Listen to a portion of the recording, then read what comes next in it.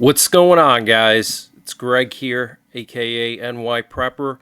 It is Monday, April 28th, 2025, and I have an emergency alert to share with you guys. Right now it is 14:43 Eastern Time here in the United States, and we have some major breaking news coming in from Europe. So there's some kind of a power outage affecting much of Europe, specifically Spain and Portugal and parts of France, are mostly affected by this power outage. And what you're looking at here is some video footage from this morning coming out of Spain. And you can see that the metros are not getting any electricity, and these people are being forced to evacuate from their trains. And thank God there's some emergency lighting in these tunnels, because without emergency lighting, if you don't have a flashlight, it would be pitch black in these tunnels. Okay, so the Spanish power operator Red Electrica says there are blackouts across the country, and the Spanish government says it is making every effort to resolve the massive blackout. There are reports from Madrid of traffic lights not working and the underground railway system being evacuated. Other countries in Europe are also reportedly suffering outages. Spain's Prime Minister Pedro Sanchez told reporters the cause of the power outage is still unknown, but has warned against speculation.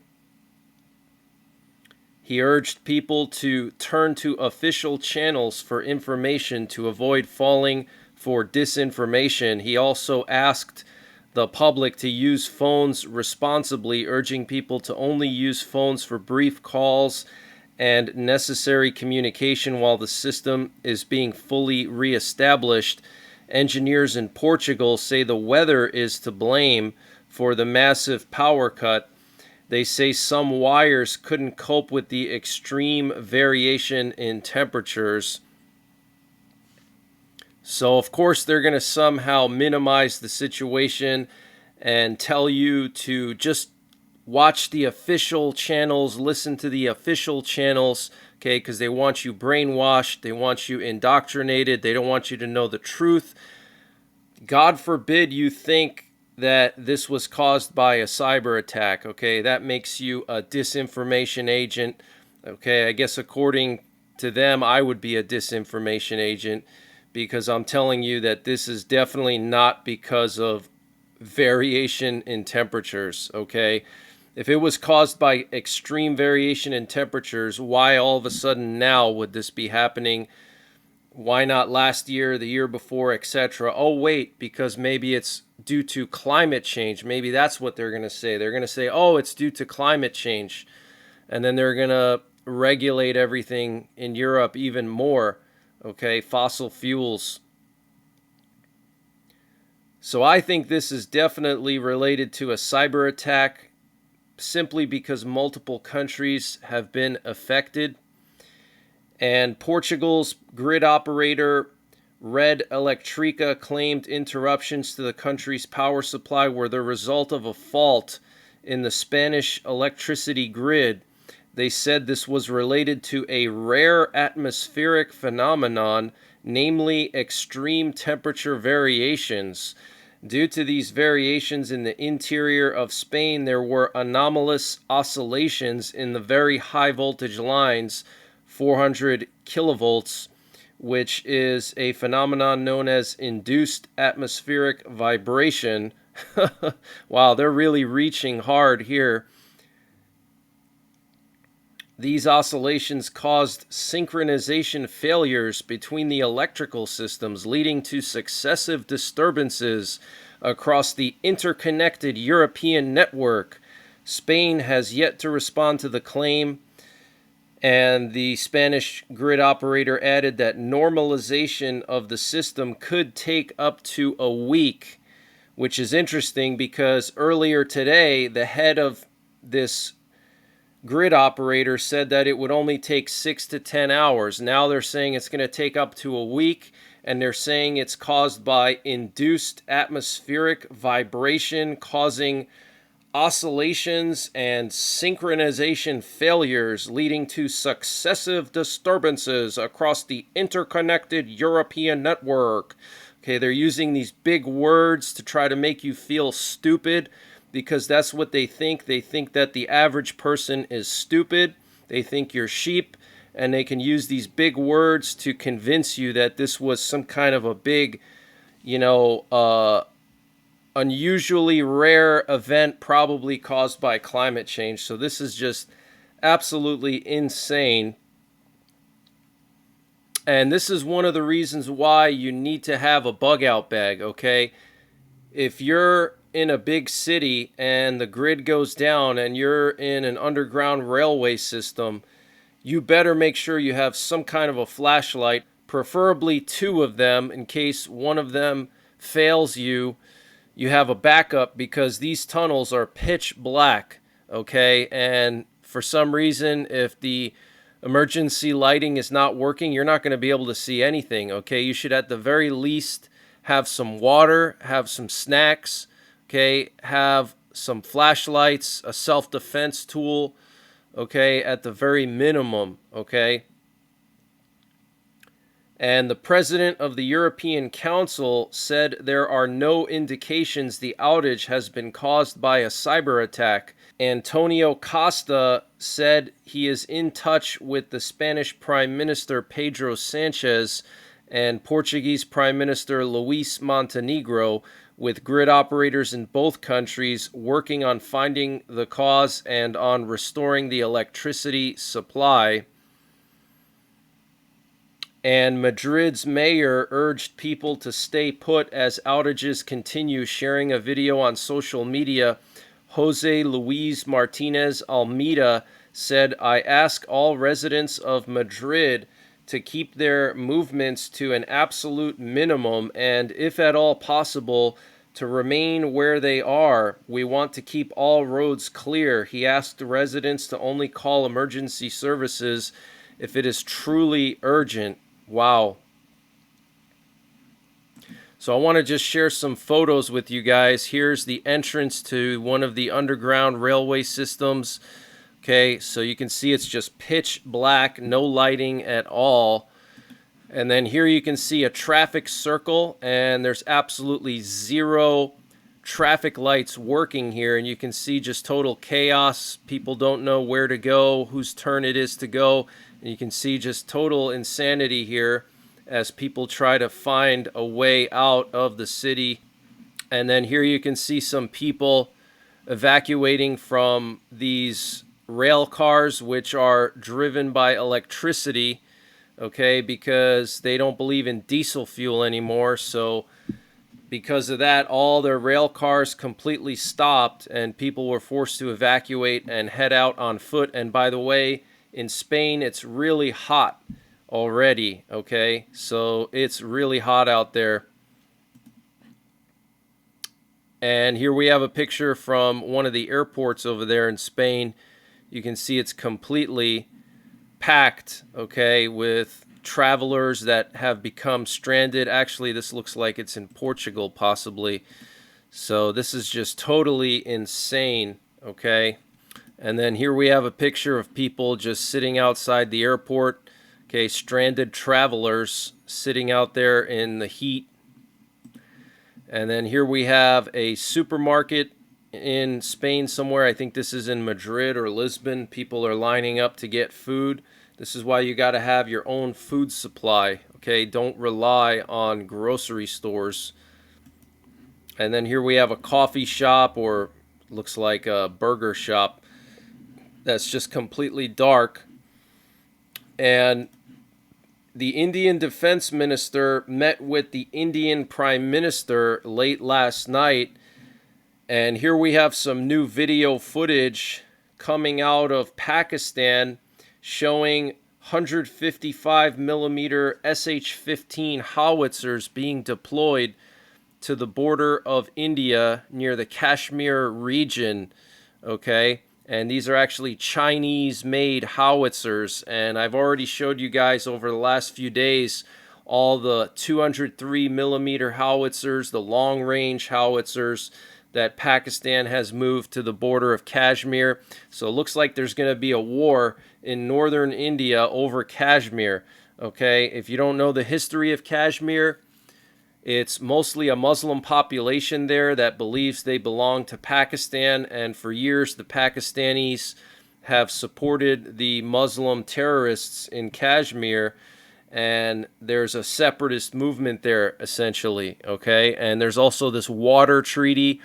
The water that flows into Pakistan flows through Kashmir, and India has shut off the water supply to Pakistan because Pakistan is a desert country and they're reliant on this one river from the Himalayas, the Indus River, for their water supply. Okay, so India has shut down that water, and Pakistan said that if India did that, that it would be an act of war. And the U.S. State Department commented on the India-Pakistan tensions, saying this is an evolving situation and we are monitoring developments closely. We have been in touch with the governments of India and Pakistan at multiple levels.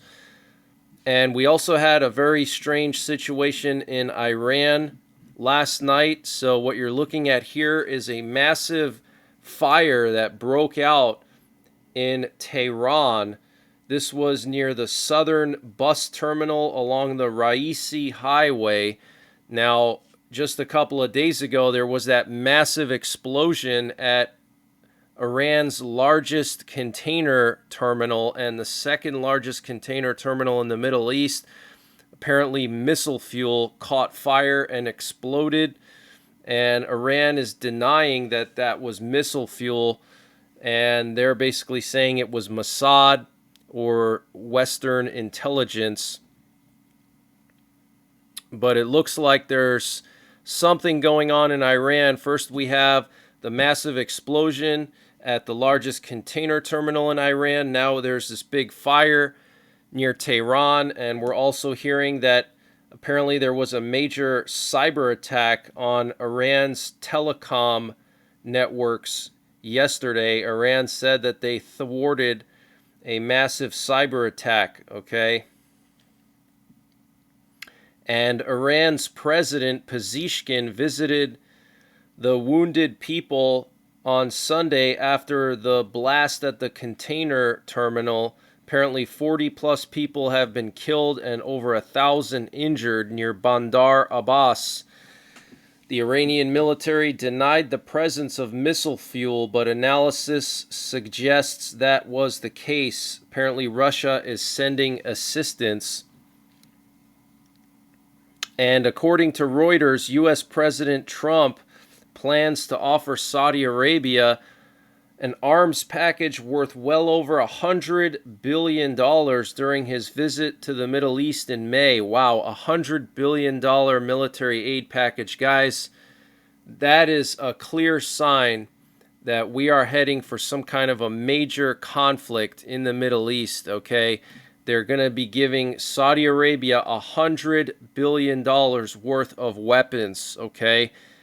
So that's clearly because they're planning a massive attack on Iran, and they want Saudi Arabia to be able to defend their oil fields. And Trump said that nuclear talks with Iran are going very well and predicted that a deal will be reached with no need for military action. And amid rising tensions with Iran, Israel's Homefront Command held a large-scale drill simulating a multi-front war testing hospital readiness nationwide. The exercise involved the Homefront Command, the Ministry of Health, and the National Emergency Authority. Guys, wake up, okay? Things are happening around the world. Things are escalating. The media is not covering it. But we're on the verge of a major war in the Middle East, and we have this big cyber attack on Europe today with the power going out to much of Europe. And the Prime Minister of Israel, Benjamin Netanyahu, warned in a speech yesterday that only total dismantling of Iran's nuclear infrastructure can stop their bomb pursuit. Netanyahu said the reason Iran doesn't have nuclear weapons is because successive governments under my prime ministership have led successive actions, which I won't discuss here in detail, that set them back about 10 years from where they thought they'd be. 10 years ago, they already thought they'd have a nuclear arsenal. They don't. We delayed them, but we didn't stop them. They moved very far on enrichment. They're trying to move on weaponry. The question now is what to do. Happily, we have a president in Washington who's committed, as he says, and as he said to me many times, including just recently, we can't allow Iran to have nuclear weapons. And I said, I absolutely believe that. I've devoted a good chunk of my life to prevent that. There are two ways to do it. One is to get a deal that would prevent them from doing that by dismantling their nuclear infrastructure. You have to dismantle their nuclear infrastructure. That means not just that they will not enrich uranium, but that they will not have the capacity to enrich uranium, which means you destroy the centrifuges. You remove, of course, the nuclear material that they've already enriched. There are a few other things you have to do, but that's the crux of it. The real deal that works is a deal which removes Iran's capacity to enrich uranium for nuclear weapons. Wow, so Netanyahu standing firm on Iran, saying that any kind of deal with Iran will only work if Iran agrees to dismantle their nuclear infrastructure, okay? And so far, the Trump administration has not pushed Iran to dismantle their nuclear infrastructure. They've only asked for verification for the U.S. to be able to go and inspect their infrastructure, and Iran does not even want to talk about reducing their enrichment, okay, let alone dismantling. So we'll have to wait and see what happens, but we're hearing now that Israel is preparing for a multi-front war. The Home Front Command just did a massive exercise involving testing hospital readiness, and we're hearing that the Netanyahu administration is concerned that Trump will just sign any old deal with Iran just to kick the can down the road that's not going to address the nuclear infrastructure. So Israel could potentially make a move on their own in the coming days and weeks. Okay, they wouldn't be testing their hospital readiness for a multi-front war unless they were planning something big, okay? And Axios is reporting that the Trump administration is quietly exploring options for renewed talks with North Korea, including a possible Trump-Kim meeting. And North Korea says leader Kim Jong-un made the conscious decision to deploy North Korean troops into Russia. So North Korea is now admitting that they sent troops to Russia to fight against Ukraine. And a Chinese Navy fighter jet flew dangerously close to the USS William P. Lawrence, a U.S. Navy destroyer, during a freedom of navigation patrol through the Taiwan Strait. As tensions between the U.S. Navy and Chinese Navy escalate, warships and J-16 fighter jets shadow the American destroyer. Wow.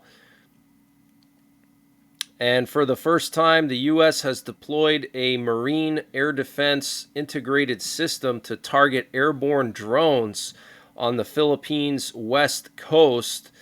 And the U.S. says it could be a very critical week for Ukraine. Trump said over the weekend that he's very disappointed in Russia and Putin needs to stop shooting and reach a deal.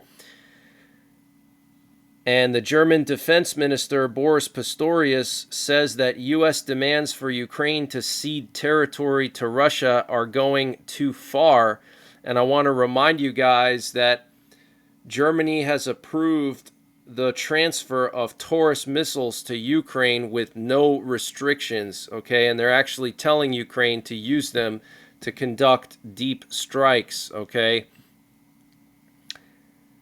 And apparently it was Trump who insisted on meeting Zelensky on the sidelines of Pope Francis's funeral, according to the Telegraph, citing Mike Waltz, the national security advisor of the U.S., Trump was determined to meet Zelensky at the Vatican to discuss a possible peace deal for Ukraine, aiming for a direct conversation to end the war. And the U.S. struck 800 targets in Yemen and killed 100 plus Houthis since March 15th. But that's the latest breaking news that I have, guys. I wanted to update you guys on the situation in Europe with the blackout. I wanted to update you on Iran and Israel and India and Pakistan and Ukraine. And I'm going to continue to monitor all of these events. And I might be live tonight, and I might be able to provide a live update tonight, probably around 11 p.m. Eastern Time, 2300 hours Eastern Time, U.S., So I'll see you guys then. And in the meantime, you can hang out in my 24/7 live stream for continuing updates from the Rossinator. And until the next time, take care, God bless, and don't forget the 3 Ps. Prepare, practice, and persevere. And this update was sponsored by EMP Shield. Guys, EMP Shield has created a special discount just for you, the listeners of the NYPrepper channel. If you go to empshield.com and use the promo code NYPrepper, you can get 15% off your entire order. And why do you need an EMP Shield? Well, this is a special device to protect your vehicle, your RV, your solar generators, your radios from an electromagnetic pulse, which could be caused by a solar flare or potentially a rogue country like North Korea detonating an electromagnetic pulse weapon over the United States that's mounted onto a satellite. So protect your vehicles, protect your RV, protect your radios, protect your generators with an EMP Shield. Use my promo code NYPrepper to get 15% off. Installation is super simple. This is a veteran-owned business, 100% American-made, and the EMP Shields have been tested by the military, okay? And free shipping is included to the entire continental United States. And the link and the promo code are in the description below this video.